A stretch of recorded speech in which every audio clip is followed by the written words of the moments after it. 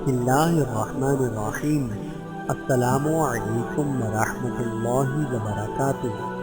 حضرت اسد رضی اللہ تعالی عنہ بن زرارہ کا قبول اسلام۔ بعثت نبوی سے پہلے اگرچہ پورا جزیرہ عرب کفر و ظلمت کا نشیمن تھا، پھر بھی چند نفوس اپنی فطرت سلیمہ کے اقتضاء سے توحید کے قائل ہو گئے تھے۔ حضرت اسد بن زرارہ بھی انہی لوگوں میں تھے۔ اسی زمانے میں مکے سے اسلام کی صدا بلند ہوئی۔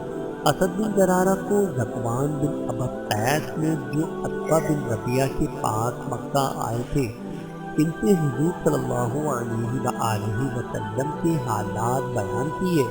انہیں سن کر ذکوان نے اسد سے کہا، تم کو جس چیز کی تلاش تھی وہ موجود ہے، اب اس کو اختیار کر لو۔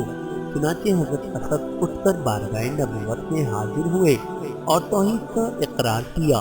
مکے سے ایمان اور اسلام کا جو جذبہ ساتھ لائے تھے وہ مدینہ آ کر ظاہر ہوا۔ چنانچہ اسلام کی تبلیغ شروع کی۔ سب سے پہلے ابو الہیثم سے ملے اور اپنے ایمان لانے کا تذکرہ کیا۔ ابو الہیثم بولے، تمہارے ساتھ میں بھی حضور صلی اللہ علیہ وآلہ وسلم کی رسالت کا اقرار کرتا ہوں۔ حضرت اسد رضی اللہ تعالی عنہ بن زرارہ پر اللہ رب العزت کی کروڑوں رحمتیں نازل ہوں۔ آمین ثم آمین۔